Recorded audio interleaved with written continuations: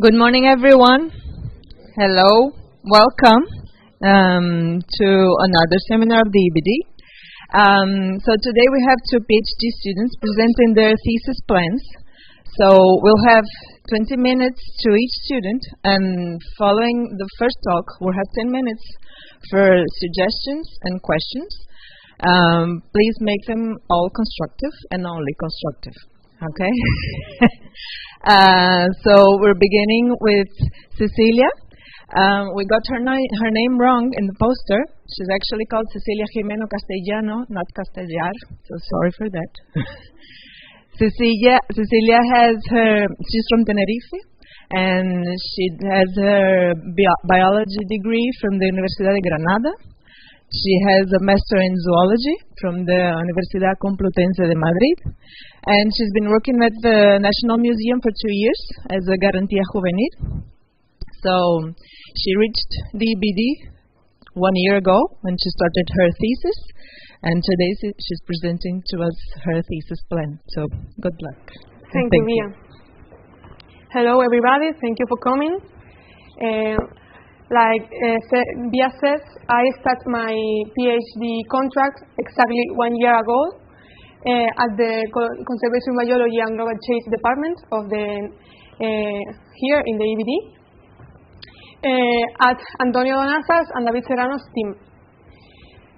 My PhD project is funded by La Junta de Andalucía, and its title is Dispersal in Long-Lived Birds, Contribution of Individual Traits and Environmental Factors. This is the outline of my talk, and I'm going to start explaining what is dispersal. I have chosen this definition of dispersal that says dispersal is any movement of individuals or propagules with potential consequences for gene flow across the space. We can extract from this that the two main components of dispersal are movement and reproduction. I want to say that I'm going to talk about animals dispersal only. Okay, so a dispersal event occurs when an animal leaves an original patch and they search a destination patch to attempt of reproduction. That's what we call ecological dispersal. When this attempt of reproduction is successful, we talk about effective dispersal. And that means that a gene flow across the space. Dispersal is not a random process. Individuals decide where and when they are going to breed. And at heteroporous animals, dispersal can occur several times during their life. The first the first dispersal process is the natal dispersal, where the original patch is the birth site. Animals try to reproduce for the first time at the recruitment patch. So it's the largest dispersal event and the riskiest one of the animal's life, because young animals lack of experience and survival and competition abilities. Breeding dispersal can occur several times in individual's life, but it's less frequent than natal dispersal and is limited to a previous territory site. The breeding dispersal is the change between a previous reproductive patch to a new reproductive patch. Okay. Traditionally, dispersal has been studied as a unitary process, but recent theoretical framework have subdivided the dispersal in 3 consecutive stages. The departure is the decision of an individual to leave the current patch. The transience or background stage is the movement across space and time between patches. And the settlement is the choice and establishment of an individual in a site for the reproduction. Okay. Dispersal is an important process that have important Dispersal is an important process, have ecological and evolutionary implications, and acts at different levels. For individuals, dispersal means habitat selection. They can avoid saturated and degraded areas and search suitable places to improve their fitness, their perspective of fitness. At meta-level population, the flow of immigration and the flow. Hello, sorry, I get distracted. At meta-population level, dispersal is a flow of immigrants and emigrants. This shapes the size and the structure of the populations, their dynamic and their stability. Dispersal is the only mechanism that animals have to colonize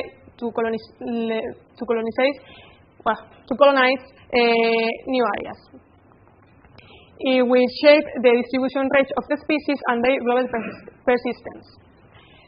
As evolutionary implications, the gene flow across the space shape the genetic structure and genetic cohesion of population and the diversity distribution. The dispersal will have a huge impact in evolutionary processes like local adaptation, speciation, genetic drift, and inbreeding depression. Okay. Despite its importance, dispersal is a little known matter because it requires long-term monitoring studies. They cover large study areas, and they usually have an open system where individuals go out of the systems. We lost individuals that we are monitoring. We have chosen this medium-sized scavenger as study model, the Egyptian vulture, that have a wide range, global range, but he is endangered. It is endangered.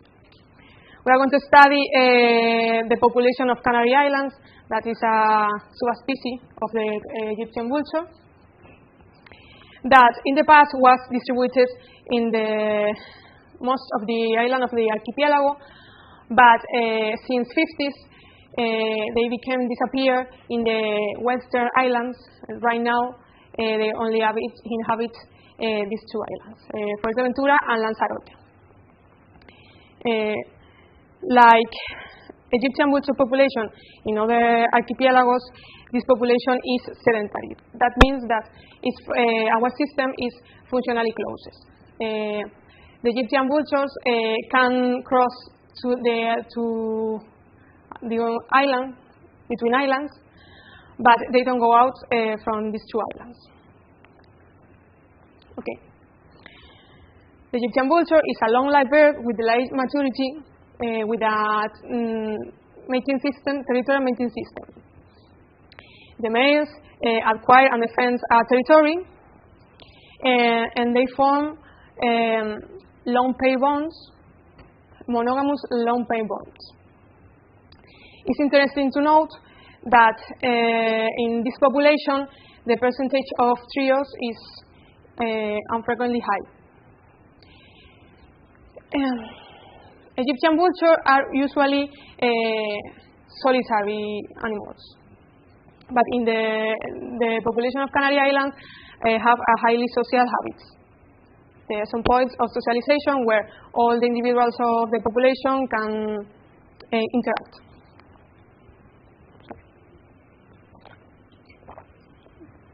These socialization points or places are the feeding station or communal roostings.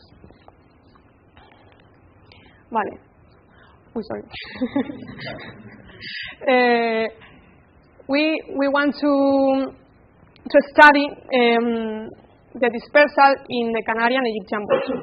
Our general objective is disentangle how intrinsic and extrinsic factors and their interaction determine the prospective movement, the recruitment, the dispersal pattern in long-life scavenger birds, as well as their consequences for individual fitness. Okay, these are the chapters we have planned. The first two is related to natal dispersal. We are going to study the causes and consequences of natal dispersal, and the next two we are going to study the breeding dispersal. Again, the causes and consequences. These 4 chapters will follow a classical methodology with statistical multivariate analysis, and we are going to will give us information about the immigration and immigration stages.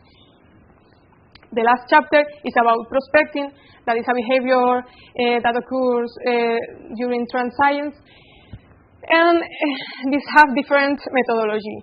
We are going to use GPS tracking data to study the space use and the animal movement of the Egyptian vultures. Okay.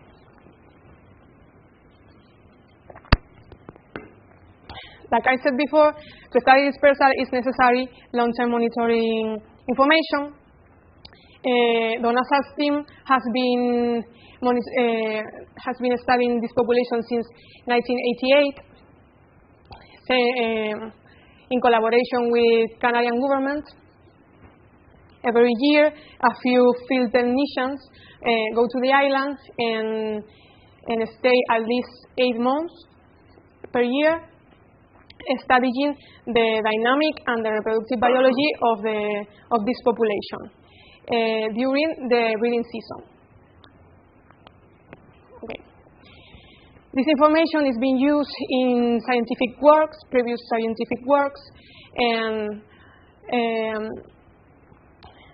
is being used too in management and conservation of the population in the island. Since this study started, we can see a population growth in the number of individuals and in the number of territories. Okay. Vale. The field monitoring is the classical of wild birds monitoring. We capture animals on their nests, or in trapping seasons. Then we mark it individually, take some biometric measurements and biological samples, and then we release to the wild. Field technicians covers all territories in the island and make counts in feeding station and make monitoring, and they study the roosting behavior at communal roosting. In the present, we have the 91% of the population identified.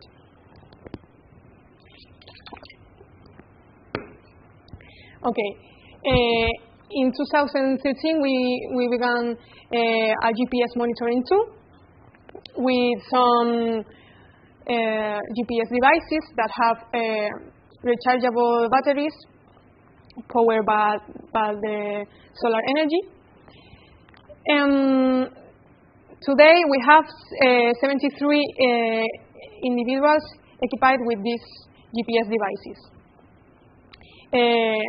We have information about 10 years of GPS monitoring of some individuals. That is not frequent in tracking and GPS tracking studies. The information gathered from the GPS is the geographical coordinates, the altitude and the speed of movement, and the accelerometry. Information about accelerometry. Okay. So, right now I'm going to explain the chapters of my thesis. Let's go back to the natal dispersal. individuals have to decide where and when they will recruit, and they can choose different dispersal strategies. Dispersal is a plastic trait. Okay. For the first chapter, we are going to analyze which factors affect the dispersal strategy taken by Canarian Egyptian Vulture. We are going to analyze intrinsic factors, extrinsic factors, and their interactions.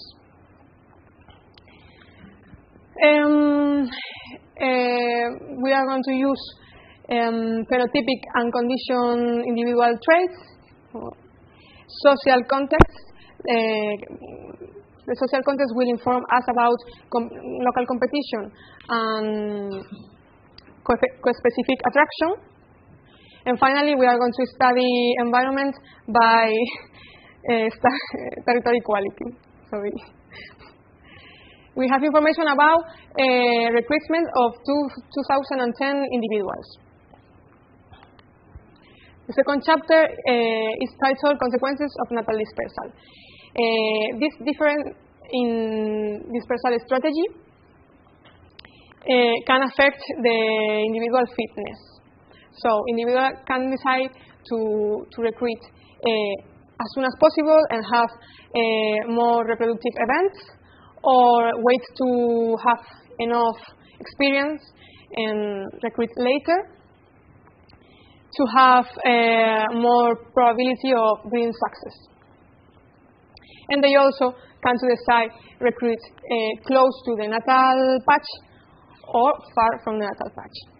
This, in other vulture species, this is related to familiarity and previsibility of resources. Individuals tend to come back to the natal areas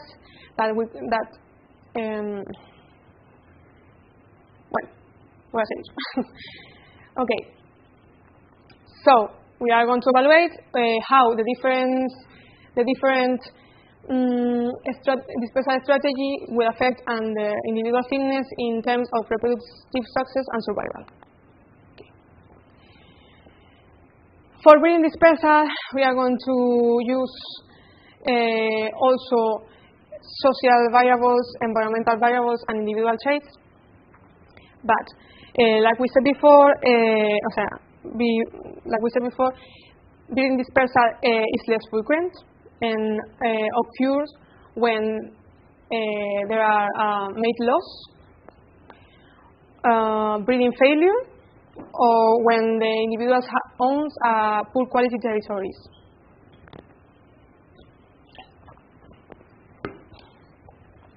We are going to study how sex affects of breeding dispersal, because male and females have different reproductive strategies, and the age, because the experience is important fact to individuals. And then we are going to analyze how the pair bonds affect, influence this breeding dispersal and the territory quality. Okay.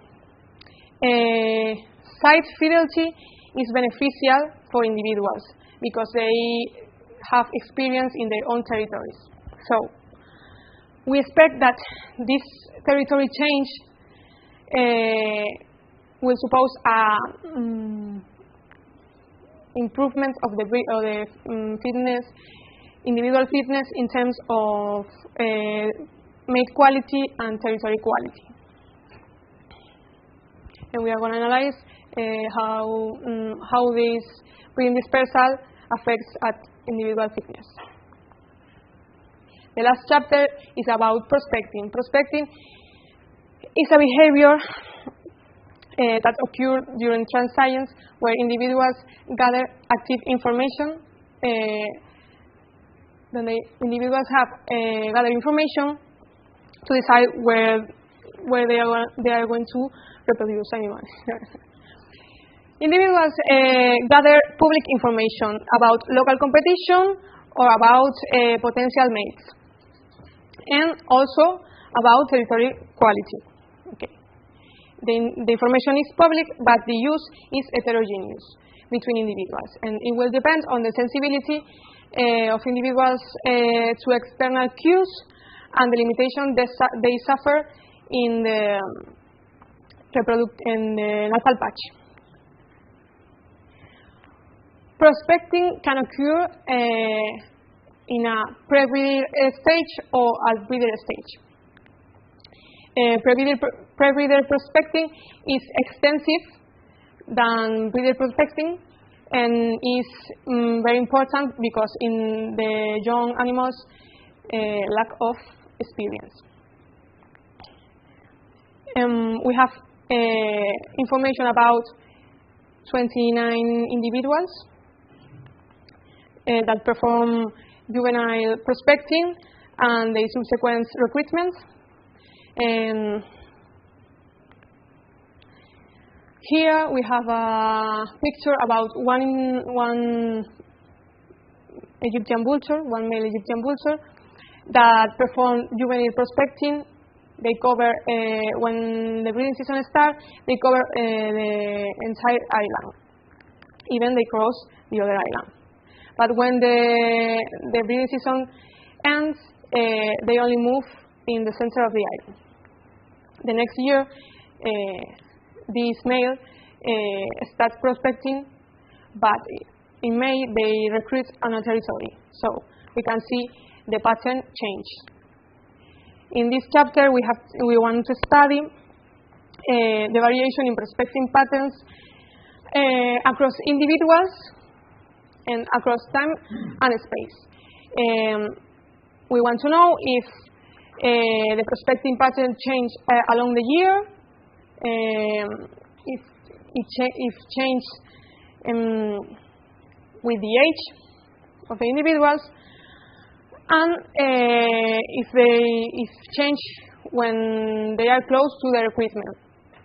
And related to a space, we want to analyze if there are some territories more prospected than others, in terms of territory quality, or territories that are close to the natal area, etc.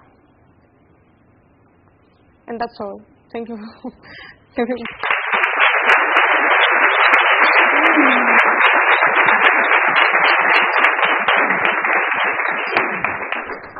Thank you, Cecilia. That was great. We have 10 minutes for questions, so whoever wants to start. Very easy, basic question. What makes some of the territories better or worse? How do you know it's good or bad? Okay. Territory quality is related to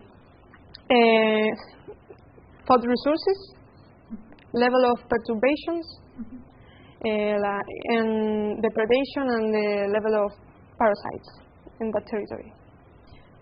So you mentioned feeding stations, and it looks like they move basically over all of both of the islands. So how much variation in access to food is there?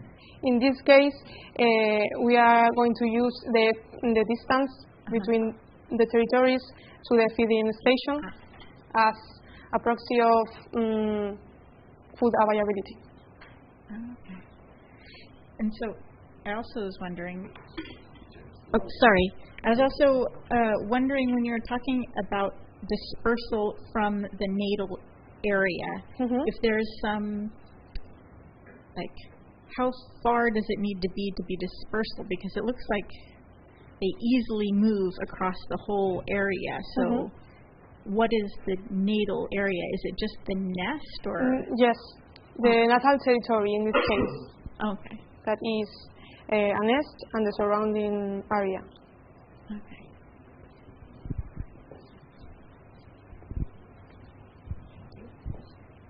Okay. Hi, thanks a lot for the presentation. I have a couple of questions. One is, you seem to structure your thesis a lot like natal dispersal and reproductive dispersal. Do you have any idea whether there's any kind of interactions, meaning individuals that disperse more or less, like for natal dispersal, is there any effect or carryover effect, or does it change in any way how likely they are to disperse for reproductive reasons? We want to study that question. The natal dispersal and the breeding dispersal can be related, because if animals don't perform a good natal dispersal, we think it's probably they will perform a breeding dispersal. So we want to analyze that question. So you're planning to include in the models for the reproductive dispersal the natal dispersal that they may have done? If we have enough data for that, we will use that as a variable too. Okay. And another very quick question. So you have the pedigree of all these animals, right? The genetic pedigree? Well, no, not molecular, but you know whose side who. Yes. So you could include some sense of heredity of this, like, so you can measure how strong the genetic component is with no need of molecular work, just using the pedigree, right? Okay. So you could have an idea of whether there's variation in the tendency to disperse, and at the different stages, right? I don't know if that's something you're considering, but it looks like you have the matrix, the data that interconnects the different individuals, and you could assess if there is a genetic component to it or not. Oh, thank you for the suggestion. I will think about it.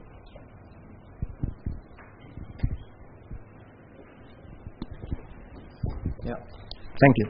I was considering as well the genetic relationship among individuals, so it's quite related to Ivan's question. But I think it can be very interesting, to try to estimate the genetic component of dispersal in this system. And if you have the pedigree, you have a very powerful tool to do that. So I really encourage you as well to do that. Okay. You mentioned in your introduction that you said something at the meta-population level. So does it mean that in this system you have detected since 1998 extinction and colonization dynamics in this system, in which dispersal may have a say in these dynamics? Colonization, well... Of local populations, I say. Sorry, can you repeat the question? Yes, sure, sorry. You mentioned that at the metapopulation level, dispersal is important, which is true. Okay. So it means that in this system you have detected extinction and colonization dynamics of local populations?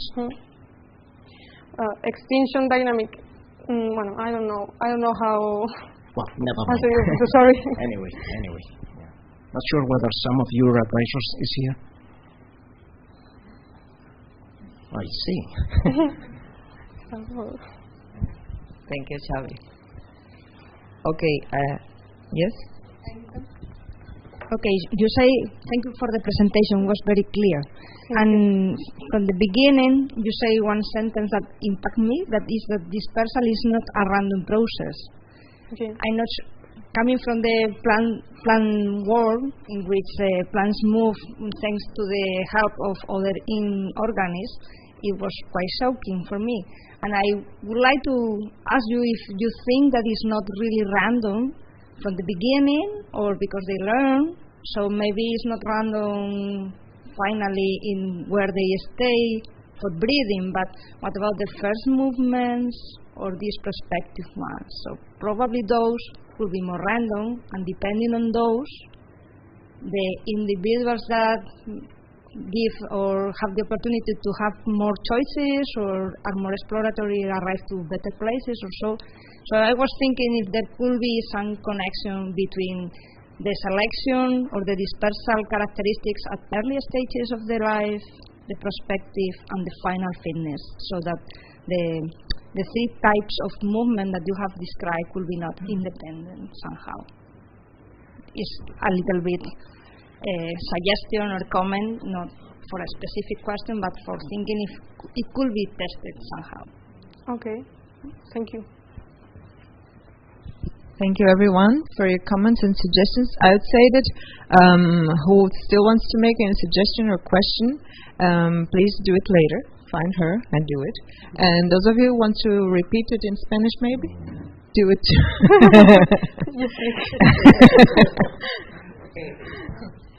Thank you, Cecilia. Thank you, too.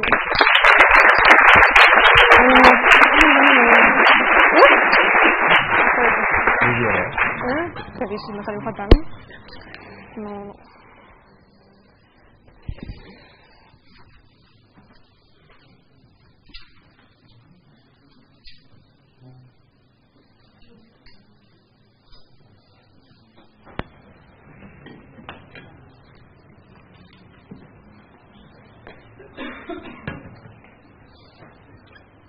¿Cómo?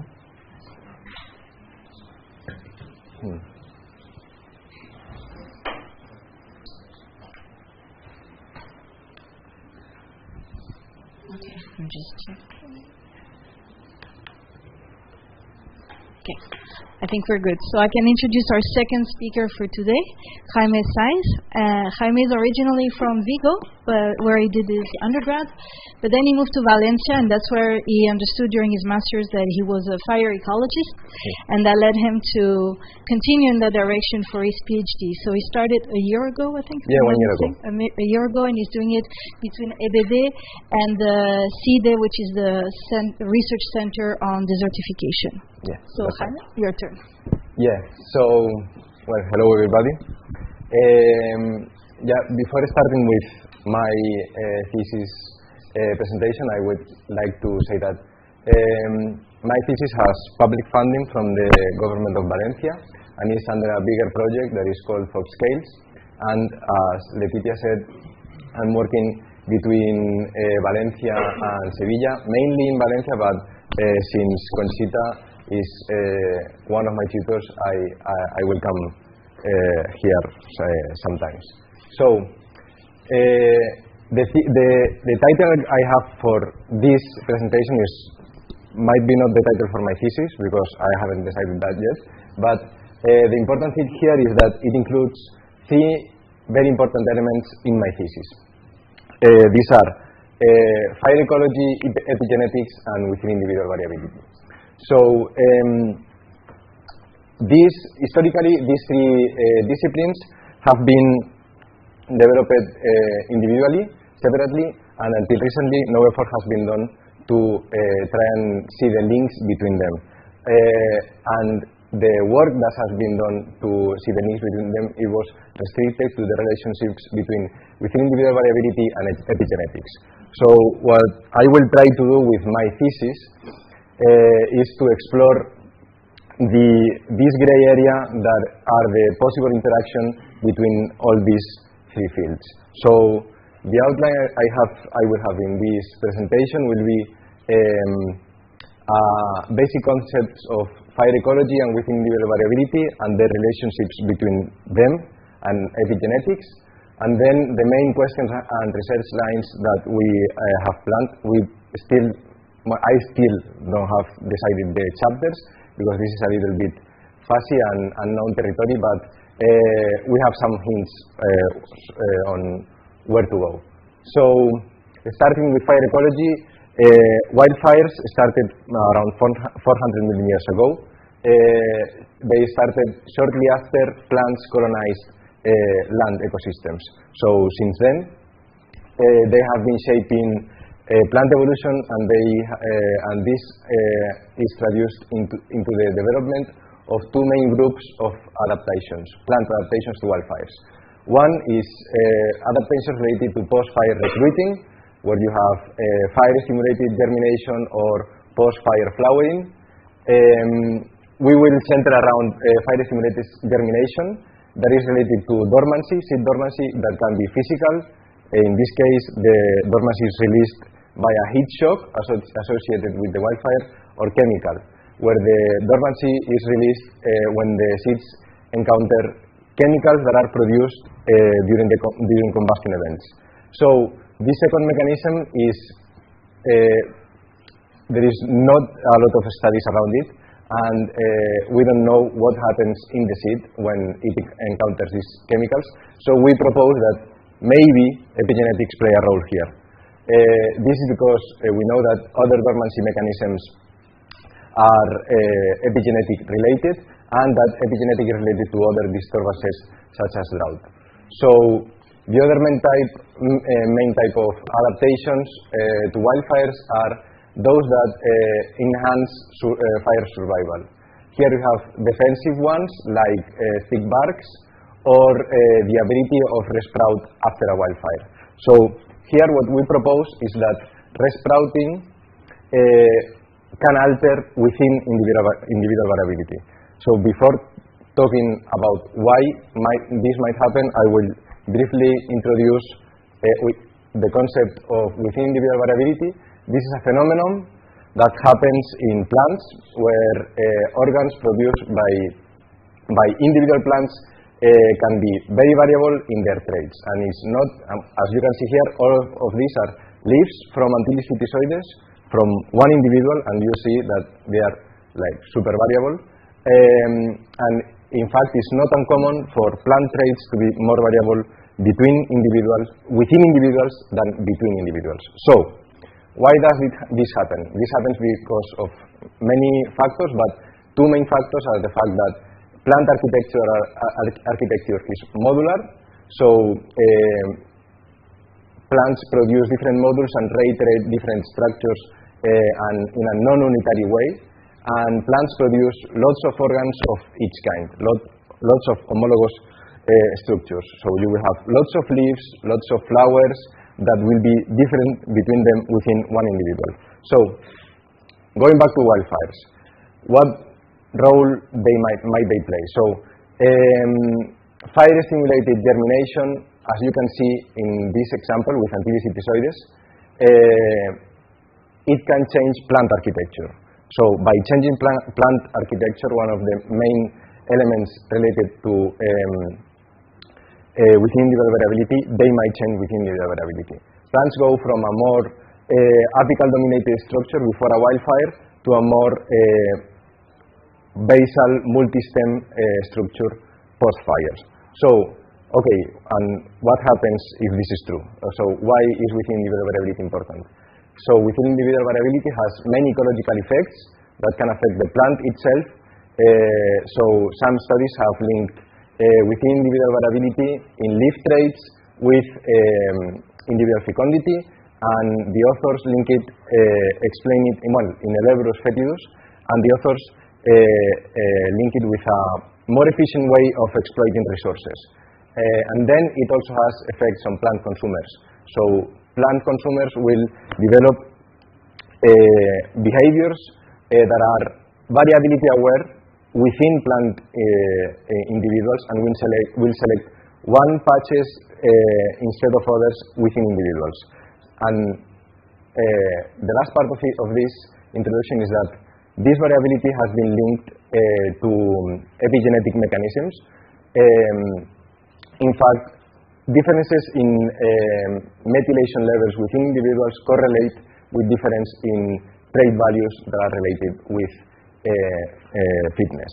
So these are the two main paths that we will follow when exploring this gray area. And yeah, that's done for the introduction. Now after this, we might ask two main questions or research lines: fire-induced resprouting and the effects on individual variability, and epigenetic mechanisms and smoke release dormancy. So for the first research line, we can ask many other questions. If there is an effect, is it positive or negative in variability? Is it homogeneous across traits? Are they related in any way to fitness or to plant-animal interactions? And can epigenetics help us understand them? So, as you can imagine, we selected Antilles phytisoides to work as a species model. It's a resprouting, very well adapted to fire, Mediterranean shrub. So, specifically, we were looking for a population of Antilles phytisoides that was only partially affected by a wildfire. So within a population, we have individuals that have lost the apical dominance and individuals that were not affected by the wildfire and they still have this apical dominance in order to compare them. So we searched for this population in a recent wildfire and we found it. It's a small population, less than 2 hectares in area. We selected 15 individuals of each, so 15 burned individuals and 15 individuals that were not affected by the wildfire. Once selected, we studied the architecture of the individual in order to select 7 modules or branches per individual. And these are the units that we are going to study. So we have 15 individuals of each and 7 modules, so 210 modules is our sample size. So then, once all of this is done, we selected a lot of traits, foliar, floral, fruit-related, etc., and we studied them. Some of them were studied only at an individual level, but most of them were studied at a module level. So we did this with individuals affected and not affected by the wildfire. So when the field season ended, we had lots of flowers,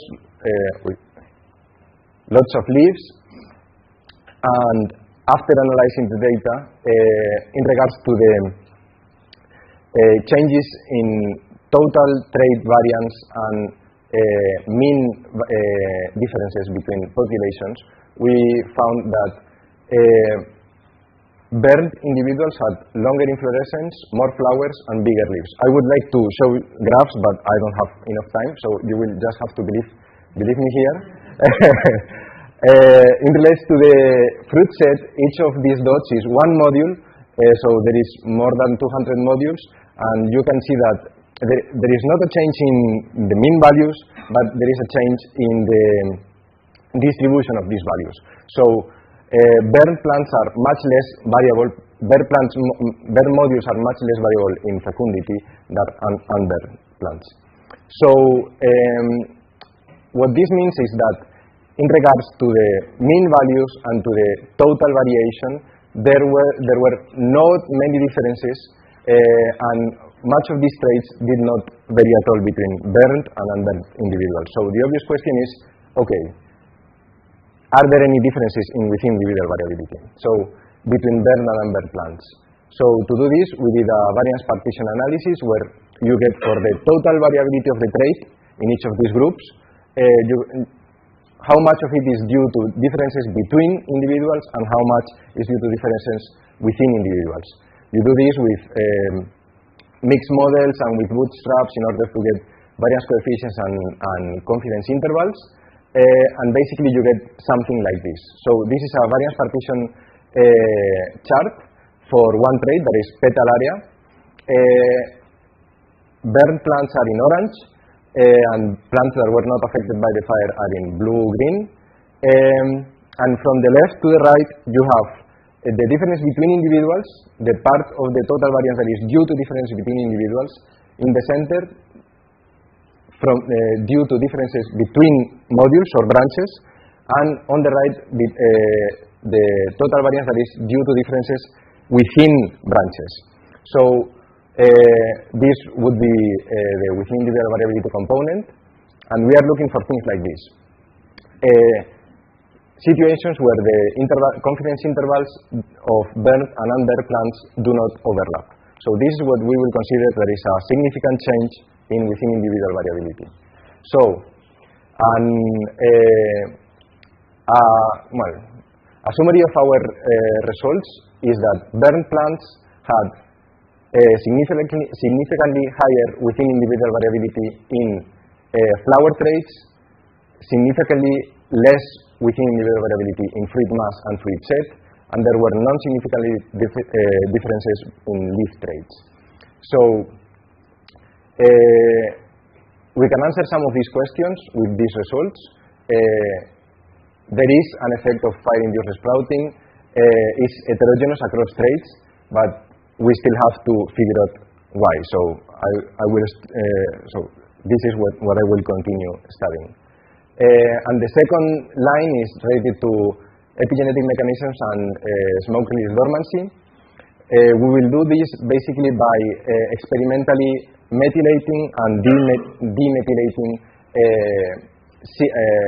seeds, plants at the seed stage, and seeing the effects on germination. And we will combine this with smoke exposure. And we will try to see differences in different families, since this is a case of convergent evolution.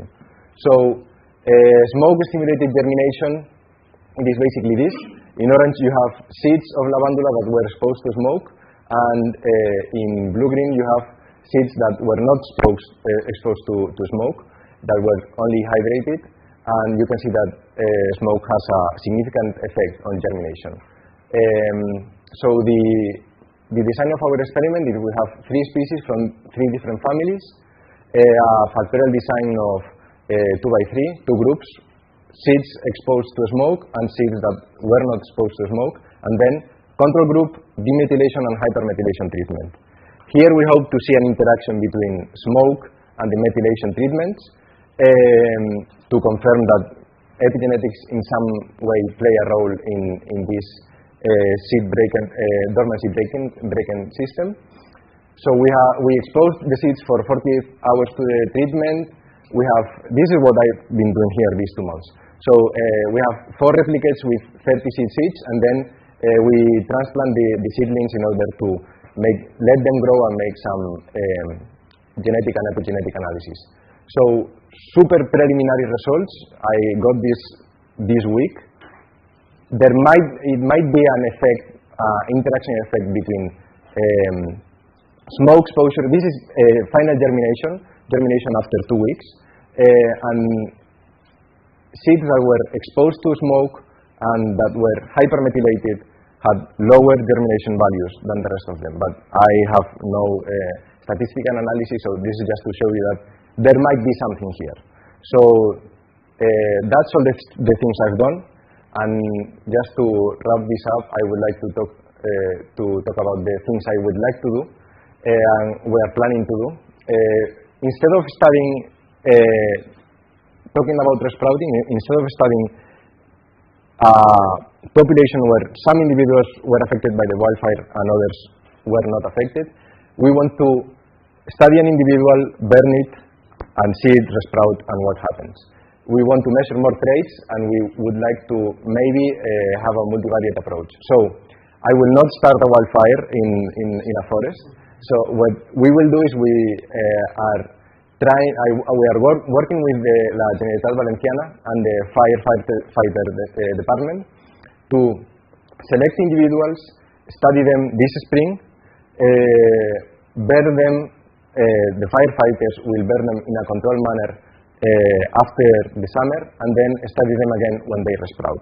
So these are the traits that we would like to include also, maybe stomatal traits and nectar production, but definitely germination tests and phenology and plant interactions in pollination related. And with seed dormancy, we would like just to perfect the methodology and to expand the species pools. Instead of 3 species, increase the number of species that we are working with. And that's all. Thanks for watching.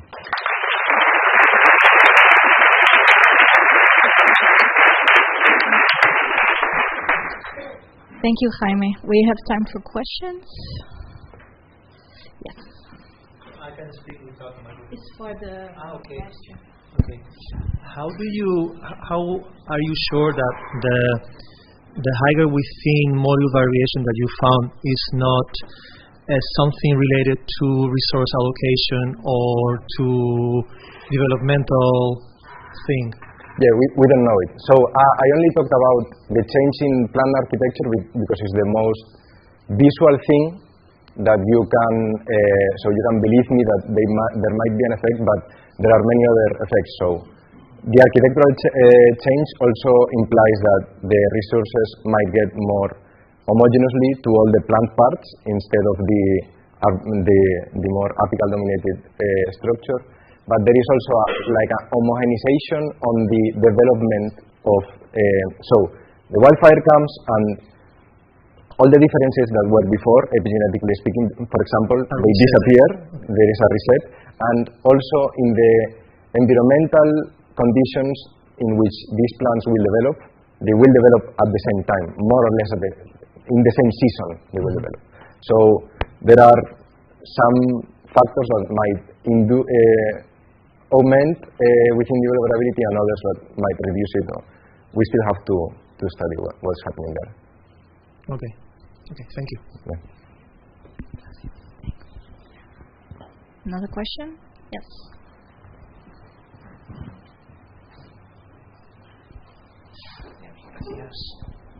Hi, thank you. Nice thesis, nice project, so quite challenging.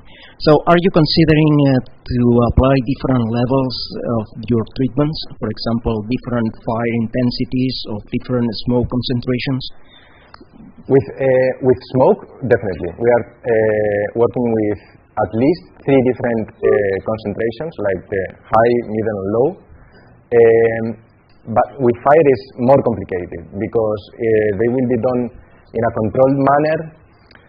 Firefighters are usually, and it's very comprehensible, very afraid when they are doing this kind of interventions. So controlling the intensity of the fire is not that easy. And in this case, when talking about wildfires, we will like to simulate a real wildfire. So we would like to work in the highest intensity possible. Yeah, but with respect to epigenetics, it's like the vernalization pathway in flowering plants. The more intense the cold, the more intense the methylation at the FLC gene, the more vigorous the flowering. So this is how it works. So it depends on the environment of you, but then because epigenetics is the mechanism that organisms have to regulate gene expression. So in this case, if you can play with burning time, trying to increase the level of the exposure of each genotype to the signal, then it would be comparable to the smoke treatment. Yeah, that would be interesting. So I would give it some thoughts because that could be a good link between the two. Yeah, changing point in the way you approach this. Okay. But this is quantitative, right? The more intense the signal, the more intense the response. That's the null, the null hypothesis. Yeah, well, actually, you can measure the temperature that you're taking to. People do that. Yeah, so it's possible. It's possible. And if I may, another remark in the smoke chapter. And you are considering different species.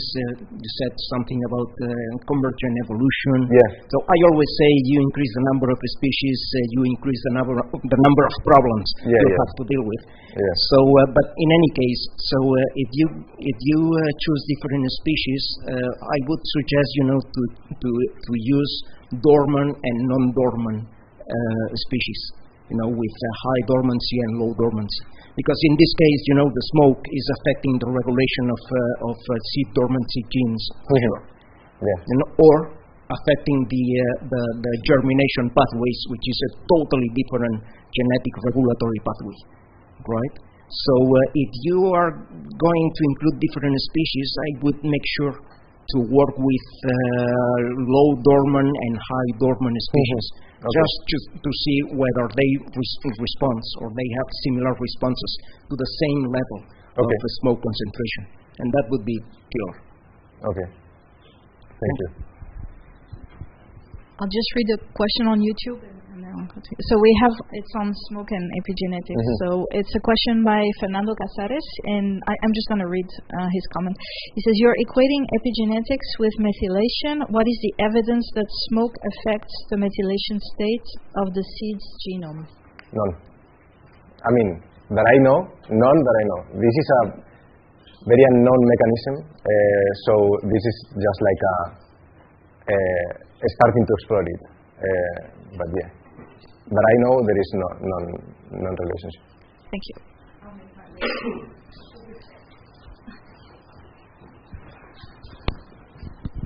Yeah, that is regarding the possibility to you finally try to test the heat shock variability in your response variables, probably you have to consider, if finally you decide to conduct that experiment, you have to also consider not only the temperature, the variation of the stress, but also the duration of this stress. Because it's that thing that, okay, you have a bowl with boiling water. You put your finger 1 second, it's not the same. You put several seconds, for instance. So it's important, the durations. Nice. I mean, this mechanism is better known, so there is more bibliography related to that in regards to what temperatures to use for how much mass time. And so but definitely you have to consider that also. I actually have a question for you. I was wondering if you know the unburned area, if it has been burned before. So my question is if the unburned individuals might have been burnt in the past, and if this could also influence what you see. So we try to so if you remember the structure, the architecture, so here I think you can see it. So if you find a plant like this is not you can expect not to be a burnt plant, a perturbed plant. Herbivory and drought will also result in more más arbusto, more shrubby-like plants. So that can guide you. But I don't know how many years ago there was a wildfire. So Thank you. Is there another question?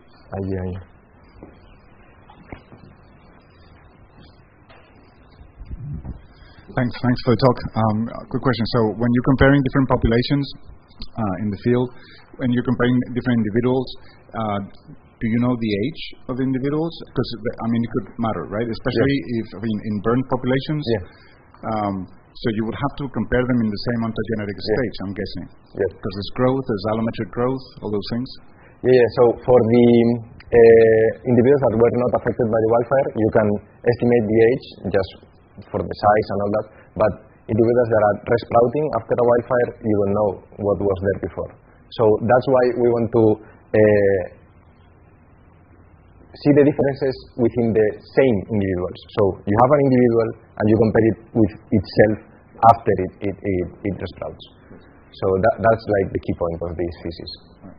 And then the same goes for in case there's any genetic bias. So if different individuals, different genotypes are better at withstanding fire, and you measure different areas, there could also be potentially a bias that you're measuring morphology in a specific set of lineages. Definitely. So that's what we try to find a small population in order to reduce all that noise. But the main objective of the thesis in that regard is to be able to study the same individual before and after. So that the difference you find is important. Thank you. We can take one more question.